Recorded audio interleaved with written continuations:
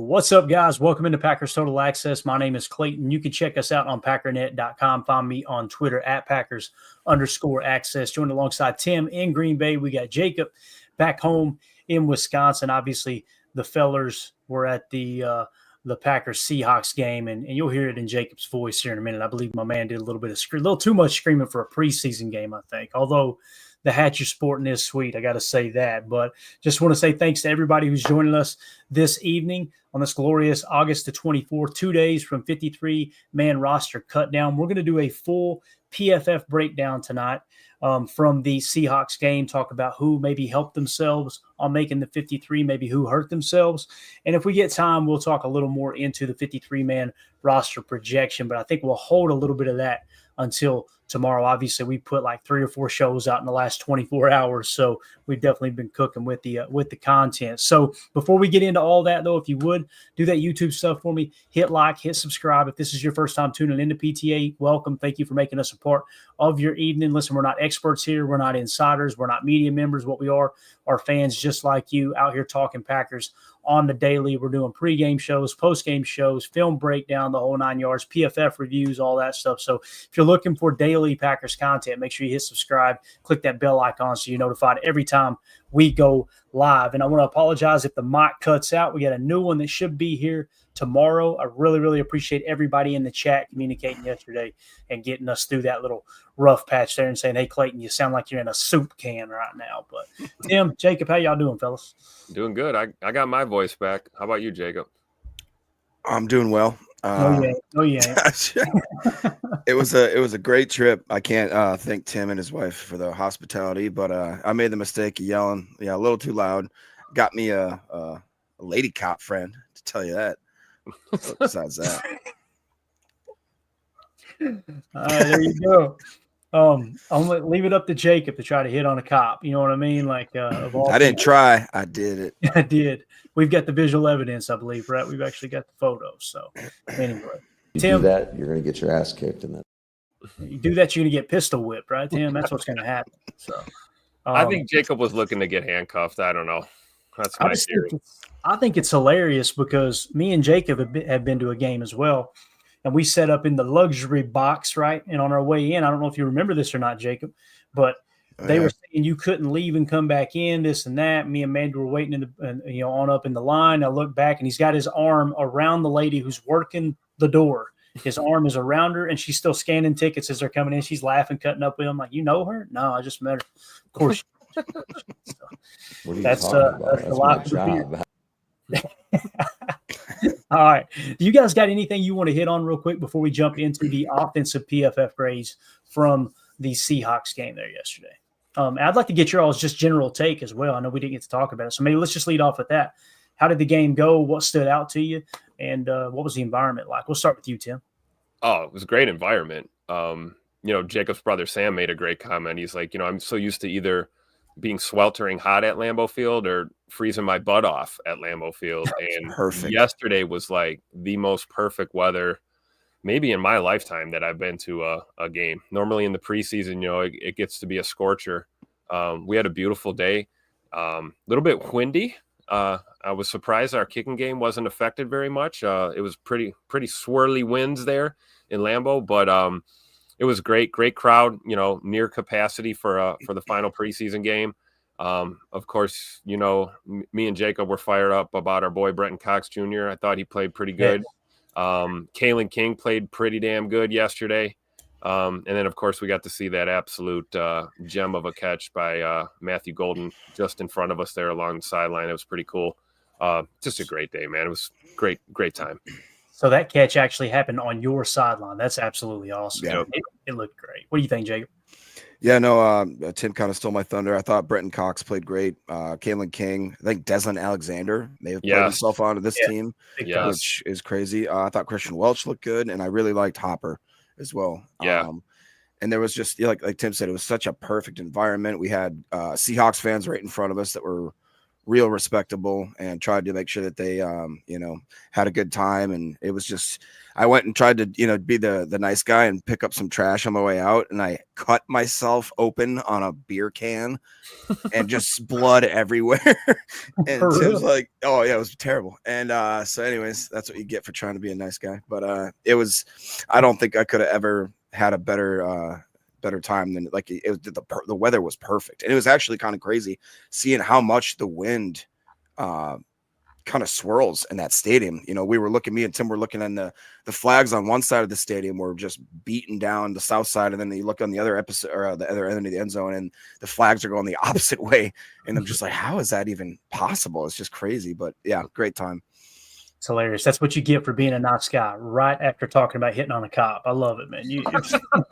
That's what Jacob's not saying. The cop told him, hey, go pick up some trash before I take you in. Look, I connected with her. We locked eyes, and I was like, come here. And I put my hands behind my back, and she's like, no.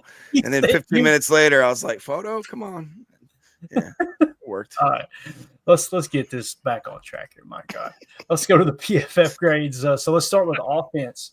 Tim, I'm going to need the who drop here really, really soon. Brant Banks leads the way for offense with a 79.6 on 29 snaps. My man went out there and had him a ball game. Boys played right tackle, looks like. Pass blocking grade 86.1, run blocking grade of 76.2. Now, I'm sure he was playing in the latter parts of the game against the third and fourth stringers, right? But nonetheless, man, who knows? Maybe he earned a spot on the practice squad. Next is John Fitzpatrick, only 8 snaps, 79.6. I know you see that and think, well, it's not a big sample size. The fact that he only had 8 snaps tells me that's probably tight end 3. Do you agree with that, Tim, right off the bat there? Oh, yeah. It's Tuck Norris, Musgrave, and Johnny Fitzpatrick for sure, in my mind. That's what I'm thinking too, man.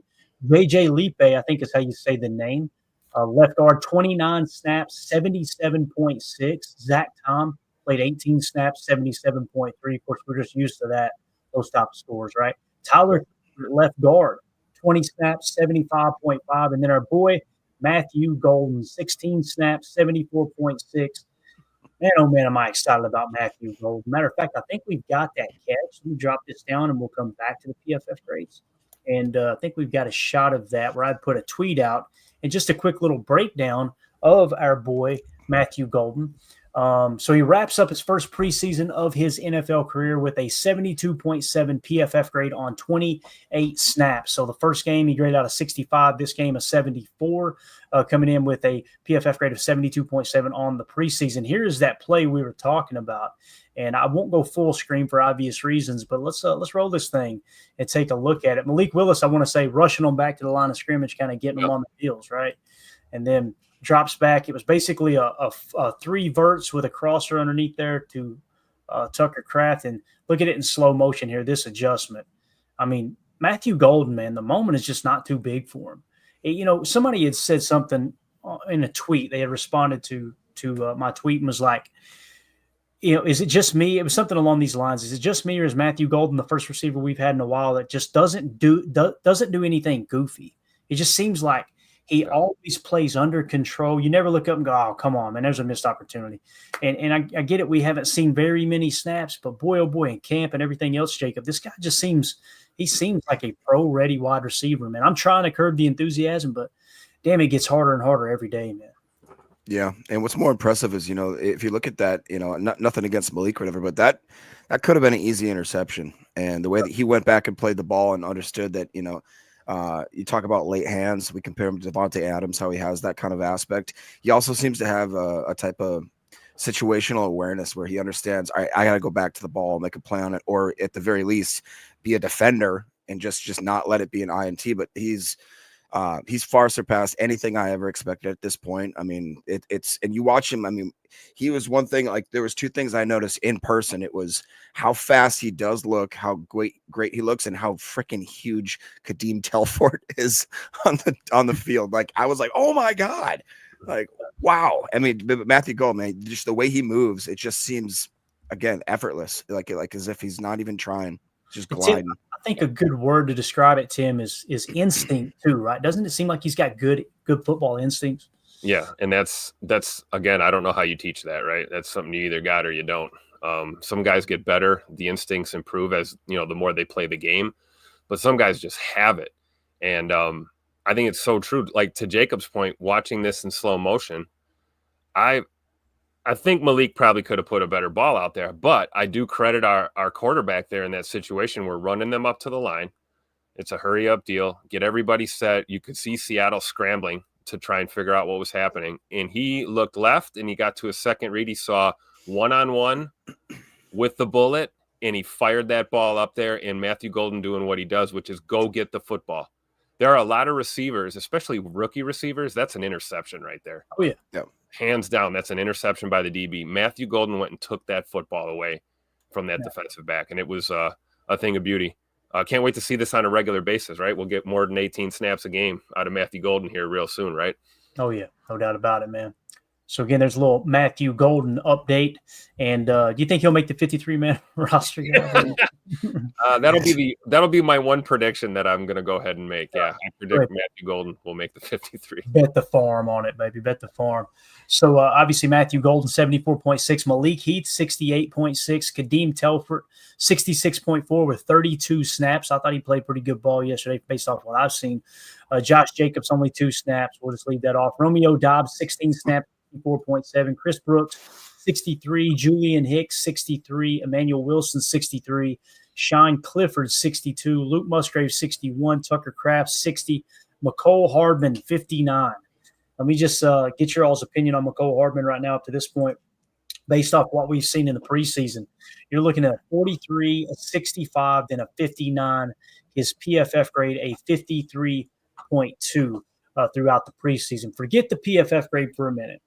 Do you guys think he's done enough to make the roster over Malik Heath or not? What do you think, Jake? Me and Tim had a conversation last night. I don't think so. Tim, I don't know. I just feel like that the talent we have with younger guys is just a little bit too much for him to bypass them. We talk about progress stoppers and that sort of thing. Has your mind changed since last night, Tim? No, not really. And I think it says more about Malik Heath than it does McCole Hardman. Right. I think McCole Hardman is a proven veteran, world champion wide receiver. Brings you a little bit of depth in the return game, although that didn't look very spectacular this preseason. And then I think with his reps, his receiving reps, those were a little underwhelming as well. And then you flip the coin and look at, my boy Malik Heath, who's a dog. He's been a dog since he's gotten here. I think he's just put together a really solid overall camp. It's important we have to look at that too, right? We just wrapped up this final preseason game. I mean, they're evaluating based on this whole training camp, and a lot of guys may or may not have played their way on or off of this team in this final game. But I don't think McCole Hardman is going to be judged, just solely on this last one. But Malik Heath looks good. I don't know. It's probably one of the tougher decisions in my opinion, but I would have to say, I'll go with Malik Heath slightly for McCole at this point. Joseph in the chat says, I just don't think he makes a roster over others who bring more roster versatility. And when I think of Malik Heath, I think of somebody who can play that slot bully. He can also play the X, right? Okay. His catch rate over expected last year was really, really impressive. Drew D says, I didn't realize Hardman was only 27. It feels like he's been in the league forever. I agree with that for sure.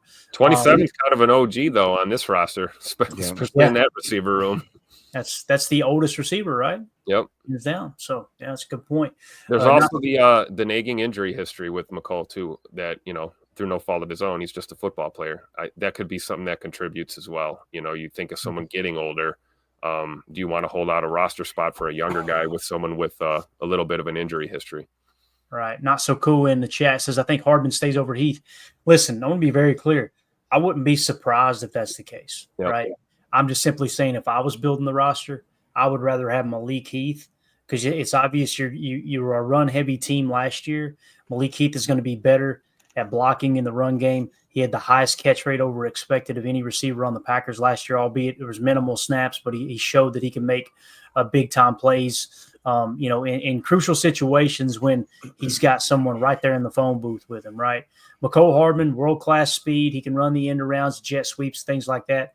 The drops is what worries me in the preseason. I keep thinking to that out route that he dropped. And I know Malik Heath's had drops as well, but I don't know. For me, I think I'm taking Heath just because of the versatility for sure. Hardman for utility overall, says Holmes, MD1. So, yeah. Great point.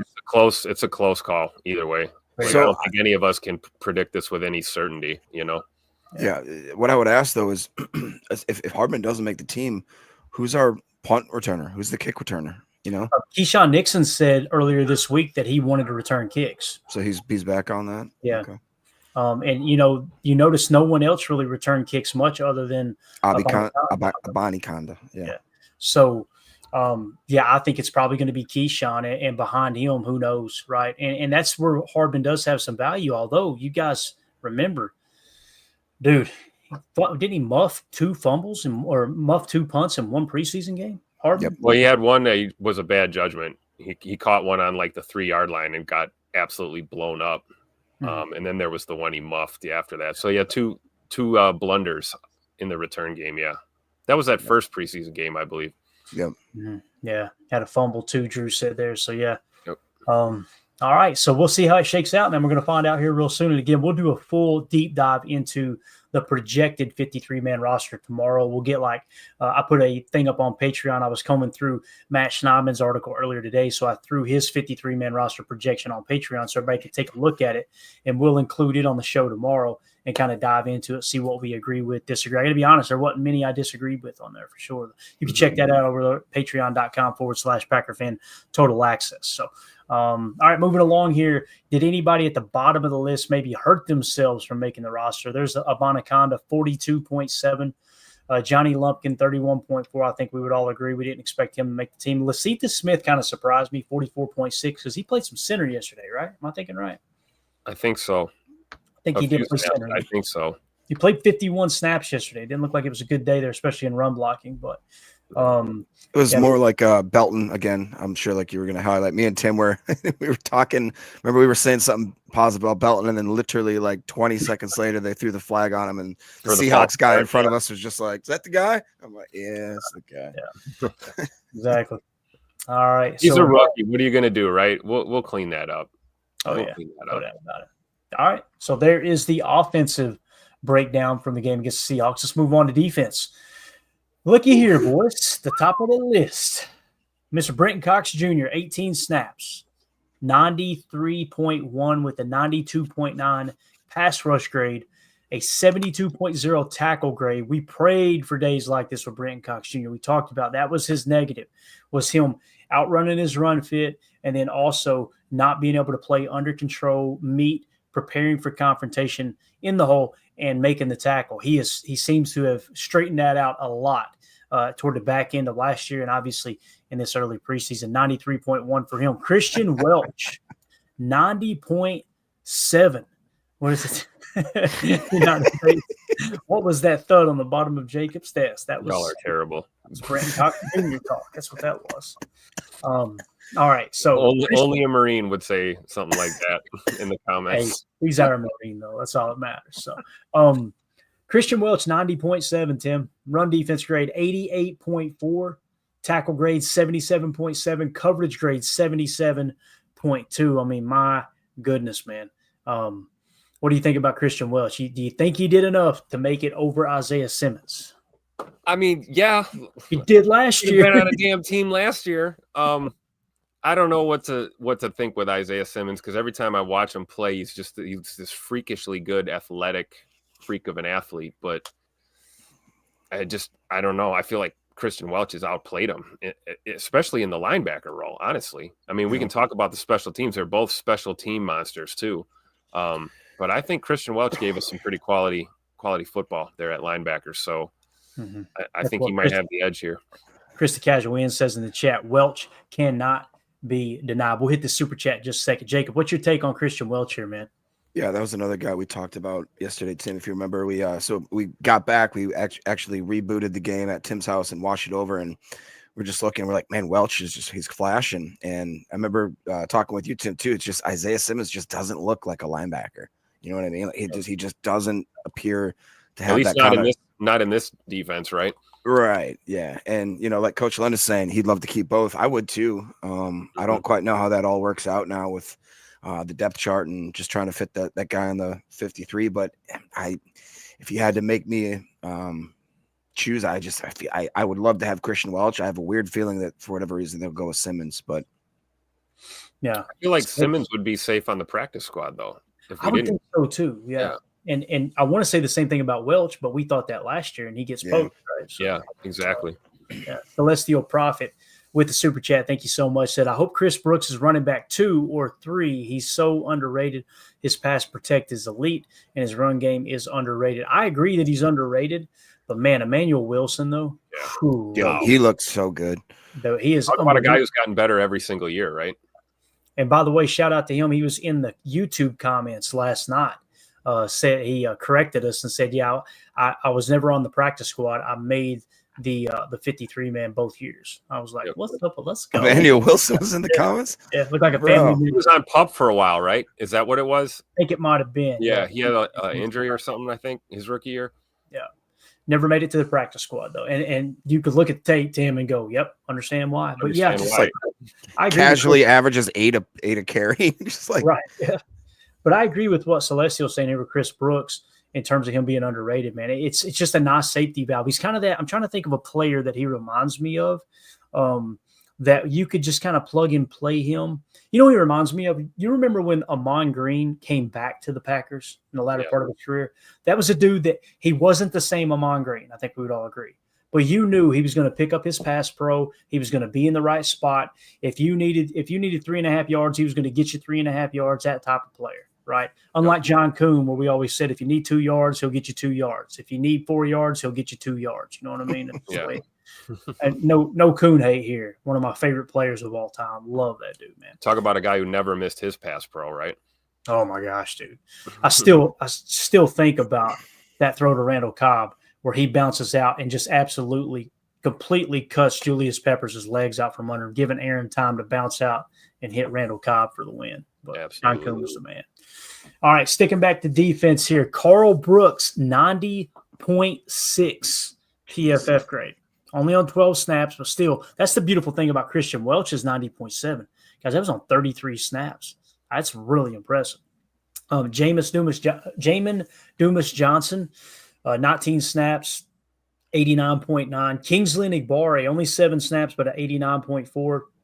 Tyron Hopper, 21 snaps, 86.8. Kamal Haddon shut me the hell up. I know. 36 snaps, 85.8. They gave him an 88.4 coverage grade. I'm trying so hard to tell myself he's not making this team, but he keeps making a case for himself. He really does. It's right. You get to the point where you're like, okay, yeah, he's not going to make the team. And then he does something like this. It's like every single time. Shut up. Don't underestimate him. Yeah. Rashawn Gary, 74.5. We got some clips here to show too. So Kalen King, 74.0. Love to see that. Isaiah Simmons as well. Let's hit these grades real quick, and then we'll go to the clips that I've got lined up from the defensive side of the ball. But what do y'all think here, man? How are we feeling about it? Is there anybody specifically that jumps off the page to you here? I know Bo Melton only had 9 snaps, but a 64. Pretty solid there. There's your boy Deslin Alexander, 30 snaps, 66. Jonathan Baldwin had a pretty decent day too with a 66 too. Yep. I think Quay looked good too, although PFF has hated Quay forever, so I didn't expect them to like anything that he did. In the little bit of action we saw from Quay, I thought he looked pretty good. But yeah, Tyron Hopper stands out big time, and I definitely think Deslin Alexander just he was everywhere. I mean, it seemed like every time we looked up, he was out there making a play, and there's a drastic improvement right there if you look at the past two weeks that we saw from him. I don't know if it's like mind-boggling play your way onto the team kind of, move, but it's certainly what you want to see out of a player that's, still developing, right? So keep your eye on 49. I'm telling you, he's been slept on for a while, but he's slowly creeping up into the radar here, at least on my radar. I know, Jacob, you've had an eye on him as well. So yeah, definitely. I think to me, Carl Brooks needed to show out and absolutely performed. quite well, and I think he kind of solidified. I don't necessarily know what his role is going to be and how many snaps he's going to have, but he's definitely be a guy in the rotation that's going to be very important in my opinion. No, I completely agree with that. Let's look at, and I want to mention Isaiah Simmons and be fair here. That was hands down his best game according to PFF of the preseason. 29, 28, and then yesterday a 70.3 with a 76.4 coverage grade. So obviously played a pretty good ball game. Nonetheless, though, 2025 preseason grade a 30.5. I just can't justify, man, picking him over Welch. If you keep them both, I get that because he can play special teams and obviously be a contributor there, but so can Welch as well. Yeah, it's just tough look for sure. Let's go to the bottom, see who may have hurt themselves. Warren Brinson, 29-2. Right? Catano Ladapo, 29-7. Nazir Stackhouse, 39. Let's see how Nas finished up here. 48, 59, 39. What do you guys think? Do you think Nas makes the 53-man roster here? Or do you think it's something we try to stash him on the practice squad? He went undrafted, right? Yeah, I don't know, Tim. I don't think we talked about him, but I was very underwhelmed from what I saw, which is disappointing because I had a lot of hopes for him. And I know in the week prior, I watched him kind of have some trouble securing a tackle, have guys bouncing off him sort of thing. But I just feel like they need that body type more than anything. But I could see some surprise where if Brinson, do you think they try to somehow get Brinson and Stackhouse on the practice squad and maybe sign somebody else that is a roster casualty from a different team? Like, do you see that happening at all? I don't know. I think I'm more in line with your first comment, which is we need that body type. We picked this guy up for a reason, UDFA. I can tell you that from what I've witnessed, he seems to be well loved by the coaching staff over there with the D-line group and, Coach Covington and the boys, and certainly loved by his teammates. I've seen Rashawn Gary go out of his way to put hands on him, work directly with him. We've seen Kenny Clark working directly with him. I feel like they're invested. I could see this going either way, though. I could totally see him going in the practice squad, but I could also see him making the 53, believe it or not, and just being that project piece that, let's be honest, that's the TJ Slayton replacement, I think. And, what a shocker. A UDFA rookie is taking a little time to develop. I'm not ready to cut and run on him. I think practice squad at the very least, and maybe a slight chance that they keep him around. I don't know. What do you think, Clay? With Stackhouse? Yeah. Yeah, for me, I think I would it depends on where you got to make up ground at other positions, but I'd rather try to get Nazir Stackhouse onto the practice squad than take away, say, you could name a handful of players, right? Like, if you wanted to go, at the safety position, you want to keep an extra safety, or if you wanted to stash an extra corner, if you wanted to put another wide receiver on the team, I can't justify keeping Nas Stackhouse. His tape was bad, guys. And listen, the first week or two, we were drooling, were we not, guys? We were like, this dude in camp, he looked like a monster. Holy cow! Look at the quickness, everything. The longer that camp went and the more preseason he played, I just kept going, boy, I see now why he went undrafted. Because before I was a little confused in that regard. But yeah, I would probably try to stash him on the practice squad. Unless you feel really good about the other positions, you don't need the extra spot, which we know that's not true. They're always looking to keep, an extra player or two at specific positions. So Fishy Things with the super chat. Thank you, buddy. He says, who plowed his block into the kick returner? I think he's talking about when the returner ended up missing the punt return, or missing the punt, right? He dropped the punt or what have you. There was a train wreck there too. Remember that, where the two Seahawks players? Oh, it was rough. That looked horrible, man. It was so cool to see those guys get up and walk off the field after that, because that was some scary moments at the stadium. Yeah, it was real bad. I can't remember who it was that drove. It might have been Haddon. It might have been – I'm trying to think of who one of the gunners would have been on punt team. But I don't know if he's genuinely asking or not here, Fishy Things. But if anybody knows the answer to that, throw it in the chat for us for sure. I can't remember who it was. It was definitely the two Seattle guys ran into each other, though. That was not nobody was launched into them or anything. Right. That I know for sure. Okay, gotcha. So we may be getting that mixed up then. But thank you for the super chat, Fishy. Sorry we couldn't answer that question, but all right, moving back to the defensive side here. Kamal Haddon, let's talk him a minute here. Do we think he did enough to make this roster. I mean, 41 last week, then an 85 this week on 36 snaps. That finishes his PFF grade at a 61. That's obviously better than his 53 that he had last year in Kansas City. Let's see, here we go. Nobody said Malik Heath was the gunner. So maybe it was Malik Heath that not that drove those two guys together, but evidently that drove a block back into the punt returner. So what do y'all think about Kamal Hadden? I just don't see him making the roster personally. If it were me, I would probably I want him on the practice squad. Obviously, he's been with the team for a little over a year now. If I remember correctly, it was about this time last year when we invited him to camp. So for me, I think the cornerbacks would probably be Keyshawn Nixon, Nate Hobbs, Carrington Valentine, Bo Melton, and Kalen King. If you carry 6, maybe Hadden makes it, but you'd be picking Hadden over Valentine, Micah Robinson, and Tyron Herring. What do y'all think? Do you think Kamal did enough to make the team, or is he strictly practice squad? That's the question we're asking, right? Is one good preseason game enough to make the team?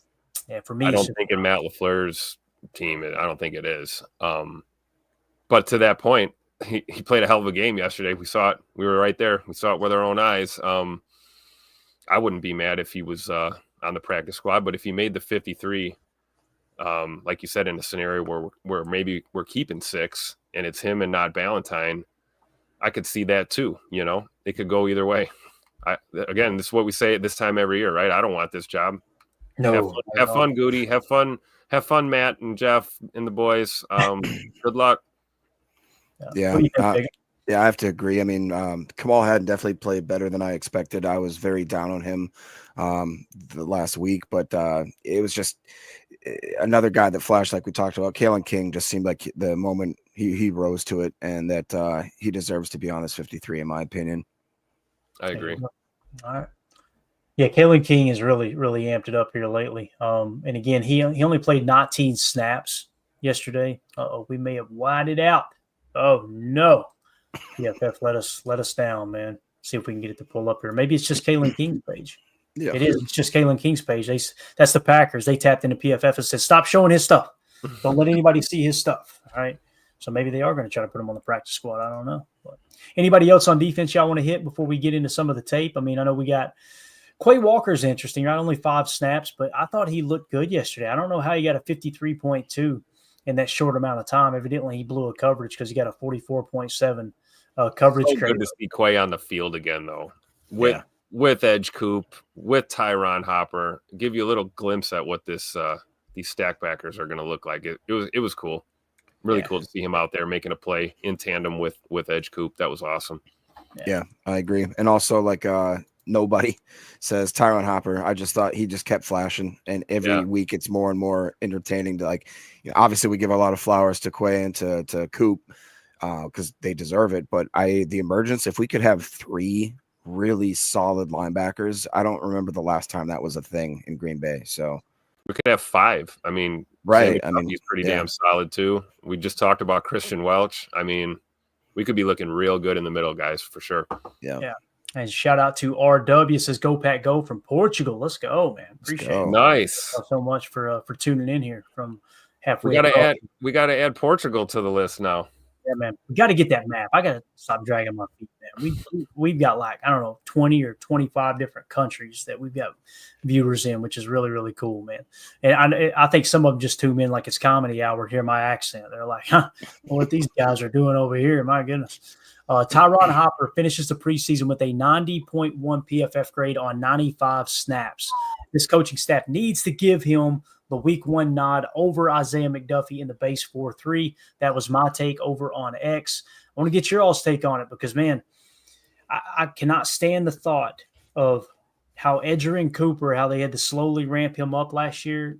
Injury in camp, didn't get enough reps that they felt comfortable putting him on the field. If we had Cooper out there a little earlier, I think things would have been even more different there early on in the season. We need to get Tyron Hopper out there, man. I don't know how y'all feel. I want to get your take on it. What do you think? Does Tyron Hopper, should he start over Isaiah McDuffie as the third stack backer in our base 4-3? Or do you think it's something that you still roll McDuffie out there and ease Hopper in? I'm going to say I think he's earned it.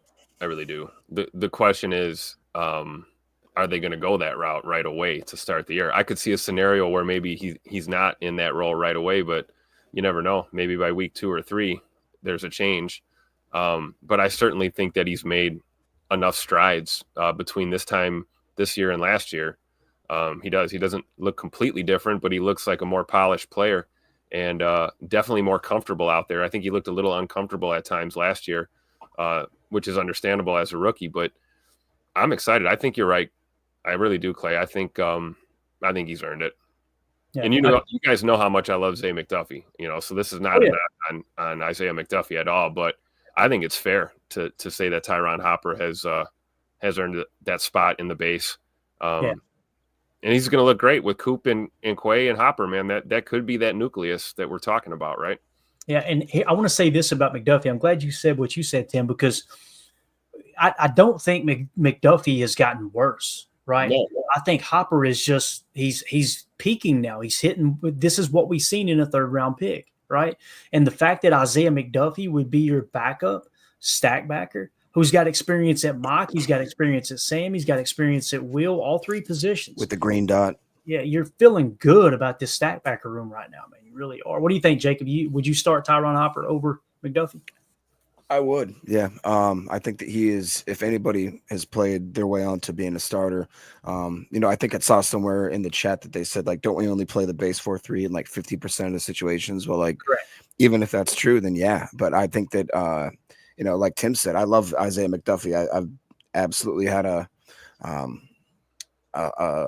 good feeling about him since we had him, but I just feel like that his floor, we know his floor. And I think that Hopper's ceiling is yet to be determined and that he is actually capable of being, I'm not going to say he's right there with Cooper or something like that, but I think that he may surprise a lot of people with what his ceiling could be.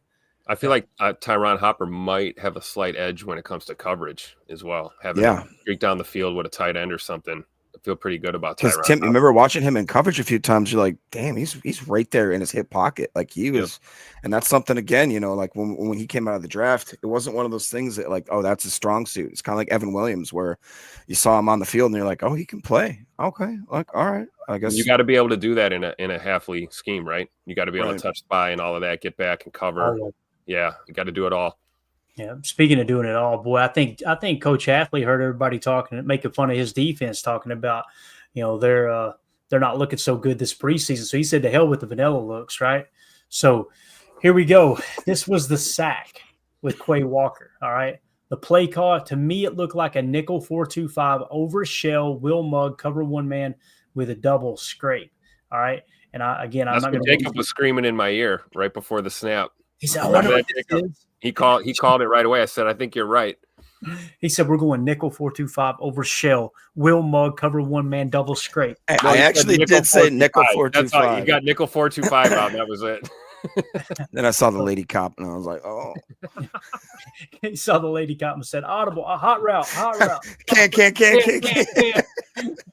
Edgerrin Cooper goes complete Michael Myers, launching himself into the backfield. Quay Walker's ankle looks just fine to me. So, again, the way this is designed, guys, is, first of all, what does all this mean? Nickel 4-2-5, 4 defensive linemen, 2 backers, 5 DBs. They're in an over shell. Notice the defensive tackles are shaded to the strong side of the formation where the tight end is. So that's called an over front, okay? We got Will Mug. So you got Quay playing the Will. He's mugging the tackle, or what we would call the 4-tech.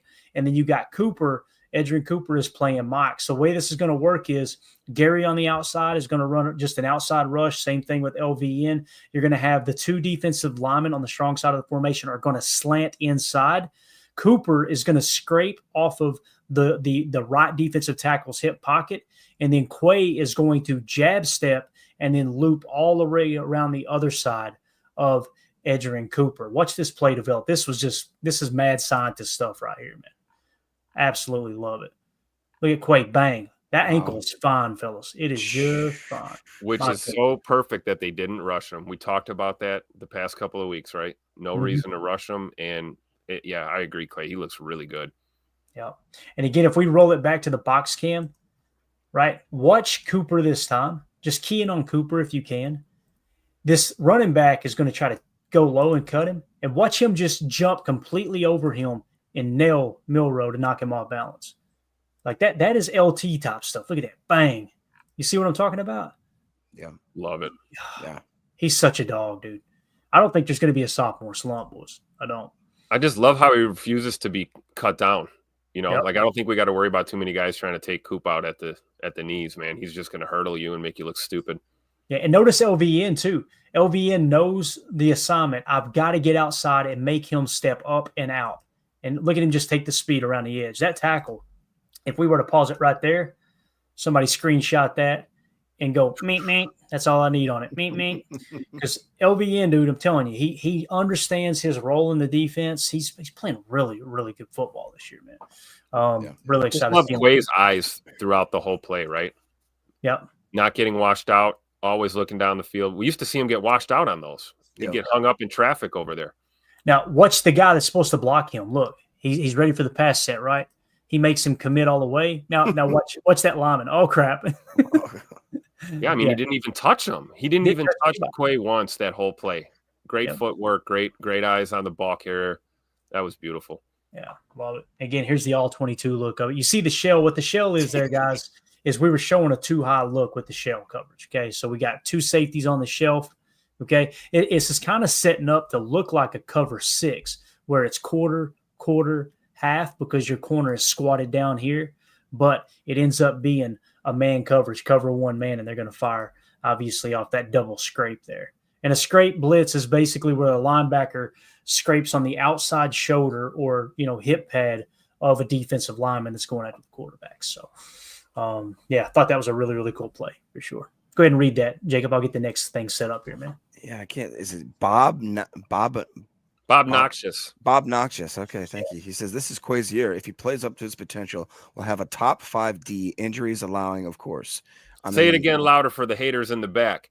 This is Quay's year. I mean, we Let's had a go. top 5 D. I'm telling, and that was like Amelia brings up every single time. Quay and Cooper barely played together last year, and now we've seen in just limited snaps how well they are performing when they're just.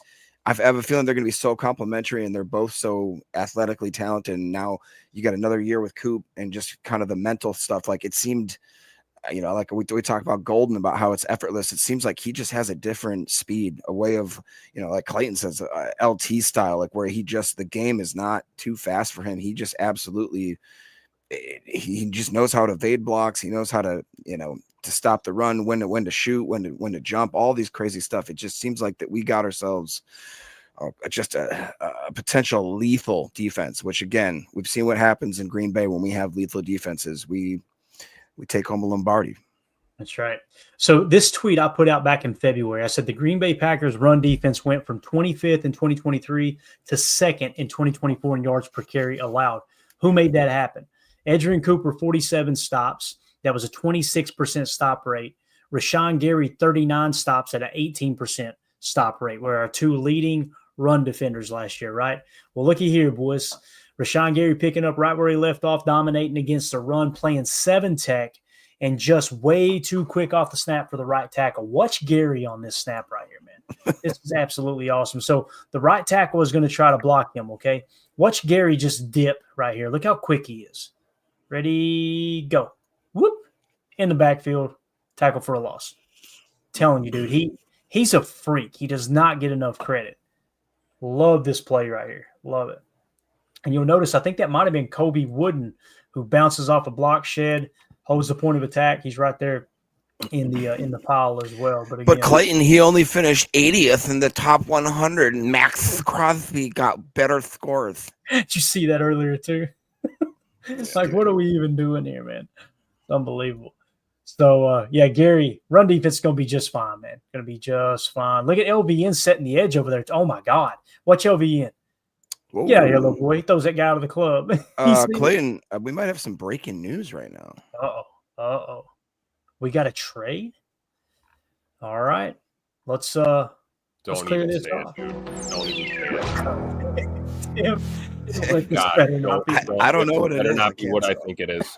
So it's Adam Scheffner, is that right? Nope, new old lineman. Ryan Eckert just tweeted at me. Thank you so much, Ryan, out there in the Twitter world. So we just picked us up an offensive lineman. Let's get it on the screen, boys. We got breaking news. Hit it again for me one more time.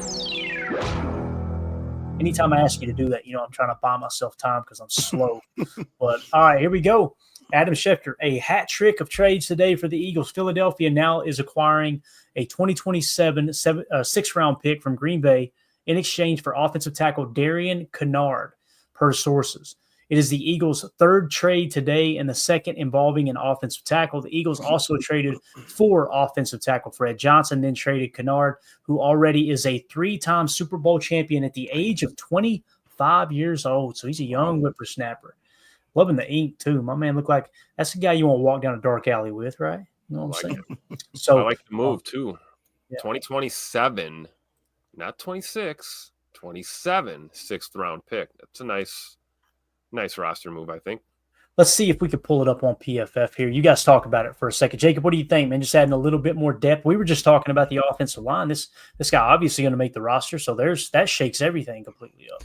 Yeah, I was just going to say, like, what implications does this have? And we talked about trying to get some experience. It's very a Packers move to have a guy that, again, very young, but already has 3 Super Bowls under his belt. Somebody that's obviously seen very high-end experience and, played for a team that we argued had probably the best, line on both sides of the ball the last few years. Like, that's exactly what we're trying to kind of mold our offense and our defensive line about, just having more studs in the trenches. I don't know, man. I like it. What do you think, Tim? My head went right to where Coach Lenz is thinking, does Telford still make this roster? Because we went with a tackle. Because my first thought went to like Lasita Smith or some of these interior guys. When I saw we picked up a tackle, I'm wondering what that does when it comes to our roster projections here. I mean, he kind of fits the mold, 6'5", 322, says Greg Rice. So obviously we like them big old dogs up front now. And a 6th round, I hope so. Having a hard time finding him here. This ain't a good sign, is it? Greg Rice, thick. We got him. All right. 5.32 RAS. So, not the craziest, but again, it's offensive line. So, yeah. And this is kind of odd. It's got 2022 and then 2024. There's nothing in between. What is up with that? And I should know who this guy is. He actually played for the Kentucky Wildcats. 5th round selection, pick 145. 61.3 was the PFF grade last year. Minimal snaps, so 71 snaps, I think. So 6'5", 322. They continue to go big, though. No doubt about that. So Darian Kennard, your newest Green Bay Packer. We'll see, though. We'll see what happens. all right. That's the kind of trade I want to hear announced. Yeah, Bill. Yeah, just these subtle little pickups in the trenches, right, Tim? We don't need to go, sell half a Lambeau Field to try to pick up a pass rusher that's going to eat up $41 million in cap. Yeah. But, what do you think about Joseph's? I believe he means Donovan Jennings gone. Yep. I think I can see that. I can see that, man, for sure. Let's see, just a quick little teaser for tomorrow. So. Matt Schneidman had Donovan Jennings making the team, both him and Kadeem Telford making the 53. So, yeah, Donovan Jennings out of those. It's either Donovan Jennings or Kadeem Telford would be the odd man out, I believe. Right? Yeah. I think it'd be Jennings probably then. I would put Jennings on the practice squad and keep Kadeem Telford. I agree with you, Tim. Yeah, that's the route I would go to. So, there you go, man. Who was it that originally told us this in the chat that this happened, this trade? Oh, man. Do you have it starred? I don't think I do. It was whoever it is, just know we appreciate you. Okay. I just wanted to give credit there. So, but yeah. All right. So moving along here, let's talk a little Javon Bullard. We're going to get ready to wrap up here real quick. And my wife's going to be mad at me. Surprise, surprise. It was B. Timmy. B. Timmy. All right. Thank you so much, B. Timmy. So last year, or actually January 6th, earlier this year, so Javon Bullard has been far from perfect, but most rookie second-round picks are. However, he really shows promise in the slot as opposed to safety. Great job blowing up the smoke route to a significantly larger pass catcher. And then, lo and behold, we got a clip here from the game yesterday. Javon Bullard is a natural slot cornerback and plays his best ball in and around the box. Great anticipation in this cover one hole call. Recognizing the assignment, the Y stays home, so he immediately shifts to a spy contain on Jalen Milroe. Bullard matches Milroe's elite speed, as you can see here. Watch Bullard run down Jalen Milroe, who obviously had a blazing 40-yard dash at the combine. So you'll see him kind of set up, square up. This is what Bullard does well, guys, right there. And I know that you look at that and go, it's not that big of a deal. It is a big deal. If he doesn't press him there, Milroe's got more time to get beyond the line of scrimmage or find another target on down the field. Watch how Bullard presses inside real quick. Looks like Quay picks up the Y here, and then he settles in the hole as they pass it off, and just he's all over him, man. Absolutely all over. So talk about body control, right? Mm-hmm. Being able to go right like that, stop on a dime, not go ass over tea kettle and look stupid. Yep. That's incredible. That's all Bullard right here. I mean, he literally forced an incompletion here. Yeah. Love it. And again, that's what he does well, Jacob. I love him in the slot. Love Bullard in the slot, man. Yep. Yeah, I agree. No, I mean, just real quick, me and Tim saw him last night yesterday, and we were just like, man, he just looks like he should. That's where he should be. That's where he's comfortable. It looks like where his skill set can be improved and where he can actually reach his potential. You guys know I love Bullard. I'm not ready to give up on that kid yet, and I think that he's got his best football years in front of him. Yep. Built to ass. That's right. Know what I'm saying? It's always the know what I'm saying that gets me. All right. Nate Hobbs is a dog. I can't wait till he's back on the field. Oh, yeah. Let's go. I want to get y'all's take on this. Carl Brooks wraps up the 2025 preseason with an 89.6 PFF grade on 45 snaps. We may be looking at the third-year leap that we were expecting in year two. Tim, you remember last year in camp, he dominated during training camp. Everybody talked about Matt LaFleur was constantly saying, great job, Carl. Great job, Carl. Like you could hear it every practice. We expected a big jump last year. He took a step back, obviously, right? To what was it? He went from in 2023, he was a 77.5, and then he stepped back to a 60. This is preseason grades, right? And to me, he didn't play as well as I expected him to in the regular season last year. But boy, oh boy, is he off to a fast start here. I mean, you're talking about an 89.6 PFF grade. You think about those defensive tackles: Devontae Wyatt, Kenny Clark. Who's number 3 in the middle? It's got to be Carl, right? Is there anyone I'm missing that would be your number 3 defensive tackle other than Carl Brooks? We had that conversation about Stack. We know it's not going to be Stack probably, right? And I think even with a little step back last year, we've always believed in the type of player that Carl Brooks is and the potential to, be the type of player I'm sure he wants to be, which is lights out all the time. I don't know. I don't have an answer for that, Clay. That's a great point. If we were to pull up the depth chart real quick, let's just take a quick glance, see if there's somebody we're missing here, right? I mean, the only other one you could think of would be Wooden. I think that he's outperformed what I thought. But I just, like you said, man, Carl Brooks decided to absolutely show up, and I'm here for it, dude. Yeah, and see, I'm not as high on Kobe Wooden as everyone else is. Everybody else, I think I'm the only person I'm like, I don't think he's had a good camp. Everyone else is talking about Kobe Wooden's played pretty good. I would definitely put Carl Brooks above Kobe Wooden on the depth chart. Yep. Warren Brinson will probably be the next one. It's definitely Kobe Wooden after Carl Brooks, no doubt about it. But Stackhouse, I kind of feel like is just that one-trick pony, kind of that nose tackle, right? Mm-hmm. So, yeah, that's how I would shake that out. You got anything on James Esser? Because I saw he was in the mix a couple plays yesterday too.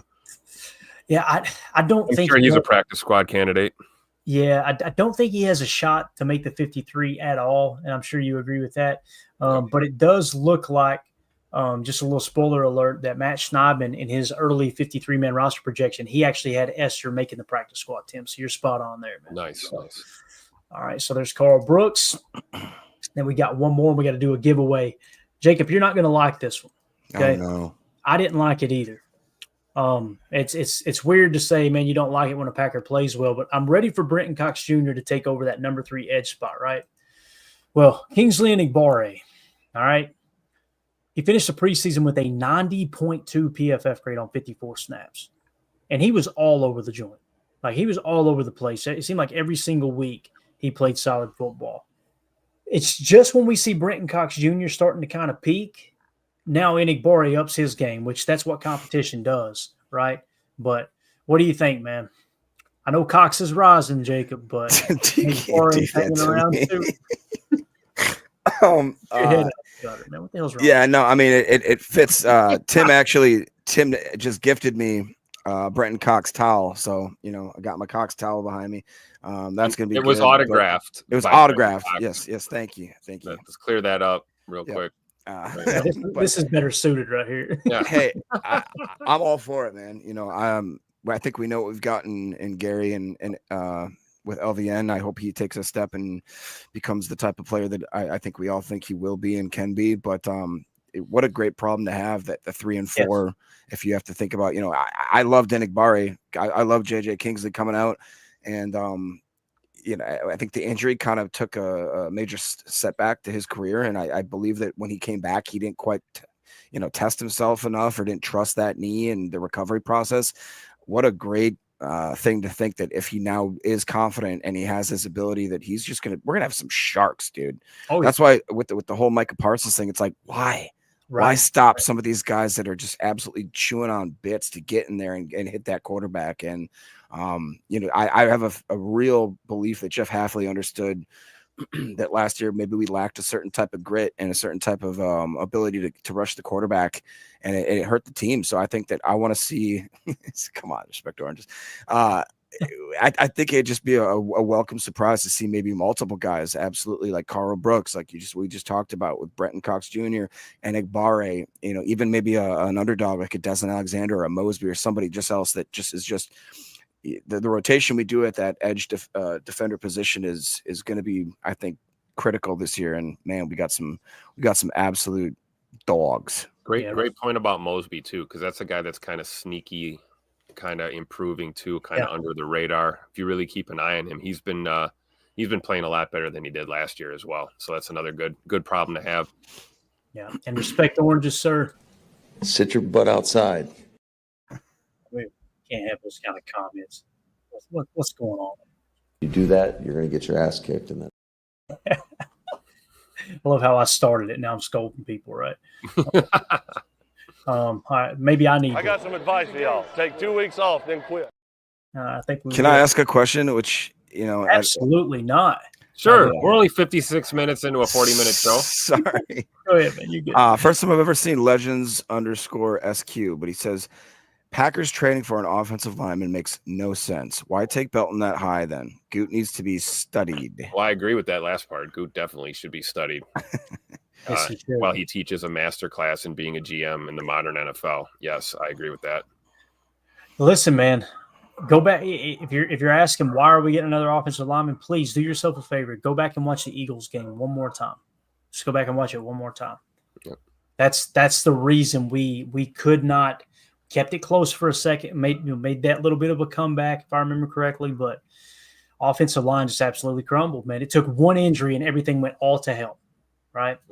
So what did you do? You go out and get Aaron Banks. You draft Anthony Belton in the second round. What this tells me is they took Anthony Belton in the second round thinking this guy could contribute right away. Okay, he's not far enough along. Let's go grab another veteran and shore up the bottom side of that offensive line and just keep this thing moving. I like the move. Again, there's a chance he may not, you know, he may be on the team for a couple of weeks and they cut him loose, and there might be some kind of incentive around that trade in terms of the draft capital going back. But yeah, you've got to continue to build the trenches, man. The good teams build trenches. Yeah, he went on to say, to his credit, he said Kennard to Green Bay, happy emoji kind of stuff. Yeah, and not gonna lie, he's good. He's good. Not gonna lie, Walker gone. Now that's to me would be interesting. Are they shoring up that type of situation? I mean, I still just I would hate to see Walker go, but I could understand it now. We saw Jordan Morgan play pretty good at left tackle on more than one occasion. Yeah. I was going to try to see if we could see where he lined up. Snap count. Yeah, was Kennard a right tackle or a left tackle? PFF, man, for all the good things they do, they got some ways of doing stuff, and I'm like, what are y'all smoking? Like, why would you? It's unbelievable, man. Let me see. Don't worry, nobody's listening anyway. Yeah, it took me completely off that screen and everything. So, all right, let's do a giveaway and get out of here. All right, y'all ready? Yeesh. So, if you're new here and going, what in the heck is this? That's Larry McCarron's pinky. Okay, it's hanging on by a thread. We're going to give away an autographed Lucas Van Ness card. Tim, give me that hands video real quick, bro. I need that in my life. You know what I'm saying? I got to have that right now. How about these hands? All right, so here we are. Hit it one more time. You're an amazing person. You know that, don't you? How about these hands? funny is it's not the actual picture we got on the wheel from that video. So we found another footage of him holding that pinky up. So, man, some tough skin there. How does he get his wallet out? Like, man. Jacob asking the important questions here. Unbelievable, man. All right, so here's what we're going to do. Anybody who's a member of the Patreon group, this is something we do on a regular basis. If you're a member of the $3 tier, patreon.com/PackerFan Total Access. It's just a way for us to give back to those who are supporting the channel. Also, if you're a member on YouTube, we do giveaways there, and that enters you into the giveaway as well. So this is all of our YouTube members and our Patreon community, okay? So we need somebody in the chat. Give me a number between 1 and 10 so Joseph can't say it's rigged. Too late. Give me a number between 1 and 10, and real quick we'll shuffle this thing. All right. Donovan Schilling says 8. Here we go. 1, 2, 3, 4, 5, 6, 7, 8. Let's spin that sucker. And the winner of the autographed Lucas Van Ness rookie card is Big money, no whammy. Big money, no whammy. Home that tater. Travis Stace. I knew he would win. I knew that guy had luck. All right, Travis. Here's the guy. Stace. All right, Travis Stace. Here's the deal, man. Shoot me a message over on Patreon, okay? If you're in the Patreon group. If you're not and you're a member on YouTube, shoot me a text, 865-658-5824. About gave up my real number. That would have been bad. 865-658-5824, okay? But congratulations, Travis, and thank you for supporting the channel, buddy. We appreciate you, man. So anything else, gents? Anything at all? I'm getting asked a question in the chat here. Oh, no. I got one comment real quick. Tim, Kay Adams.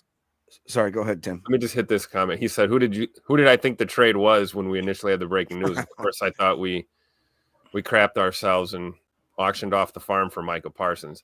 Now, thought we sold the Packer Pro Shop to let me be clear. Micah Parsons is a dog and a freak athlete, a phenomenal edge rusher. We cannot deny that. He will make any team that he's on better. That being said, I like our guys. I like the work we have into the guys that we have and the progress that we've seen. I think everybody on this show knows that sacks are not the number one goal for a defensive line on every play. It's not the most important stat to judge every single pass rusher by. And I think we've embraced that philosophy here with Jeff Hafley and Coach Covington and the boys. And I'm willing to stay the course with what we've been building. So that's why I was a little shocked. I thought maybe, just maybe, somebody had other plans. So I was relieved that it was not a Micah Parsons trade. So yeah, and I think everybody on this show agrees. We would love to have Micah Parsons on the Packers. The Packers would be instantly a better team. There's no two ways about it. But the thought of having to give up multiple first-round picks and $41 million per on average is just absolute insanity. That's the type of stuff that teams like the Dallas Cowboys do. And I heard a stat the other day. It's going to blow your mind. You know how we always talk about the Packers' dark days, and we always brag on the fans that kept coming out to Lambeau and kept it sold out through the 70s and the 80s, and then obviously there into the early 90s, right? Do you realize that the last time the Cowboys won a championship, from today back to the last time they won a Super Bowl, that drought is a wider span than when the Packers from the 1960s era to Brett Favre's first Super Bowl. Think about that. That's crazy. Why do these teams – how many times have you seen the Madden ratings of the Dallas Cowboys and they're just through the roof? It's like, oh, they got a superstar team, right? How many times have you seen people pick the Cowboys to win the whole thing in the last 10 years? Why haven't they gotten it done? Because they've got players on their team that they're willing to overpay. In this case, they're not going to overpay Dak or Micah. But look at Dak Prescott. Broke the bank for him. CD Lamb last year. When that CD Lamb contract came down the pike, I said I would re-sign Micah before CD Lamb. You asked me, why would you do that, Clayton? Because edge defender is a position of tier 1 importance. Wide receiver is not. Wide receiver is the last piece you put in place, right? So, again, I would love to have Micah, but you go doing stuff like that where you mortgage off 2 firsts and a second along with a $41 million contract. People were saying they would give up Rashawn Gary, 2 firsts, a second, a fifth, and pay him $41 million. And then you look up in 3 years and go, You got hold to the wrong stuff. That's perfect. You're gonna look up in a few years and go, "What happened?" And before I can say what happened, anyway, it could be a crack. All right, that's it, guys. We're out of here. Tim, Jake, can I do one more stat quick? Just 2 seconds. Yeah, you're gonna pay for my divorce lawyer. I promise. I'm sorry, Mandy. Kay Adams in the Josh Jacobs interview was awesome. She's an amazing lady. She brought up the fact that he needs 126 yards rushing in week 1 to be the 3rd fastest modern player in the NFL to reach 7,000 yards in history. Yeah. The only 2 that have done it faster is Saquon Barkley and Terrell Davis. When he said that, he said, "I didn't know that. I'm glad you brought that up."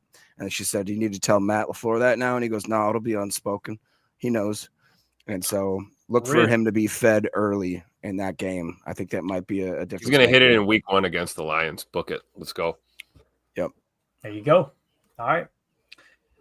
Well, we appreciate everybody in the chat. This was a fun show. Planned on going 40 minutes. I'm in trouble. It's okay. Celestial Prophet, thank you for the super chat. Fishy Things, thank you for the super chat as well. Again, everybody in our Patreon group, thank y'all so much for supporting the channel. If you want to support what we do here at PTA, just go to patreon.com/PackerFan Total Access, or just join here on YouTube as well. So really appreciate everybody's time. We'll see you tomorrow night, 6:30 p.m. Central Time for PTA Live. Make sure you hit like. Make sure you hit subscribe. If you're new here, click that bell icon so you're notified every time we do go live. You never know.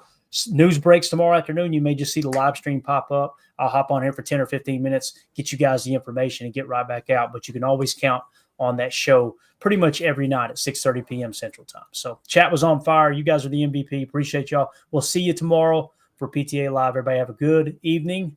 And Jacob, don't go hitting on no cops, bro. Here we go. We're out. Bye, guys.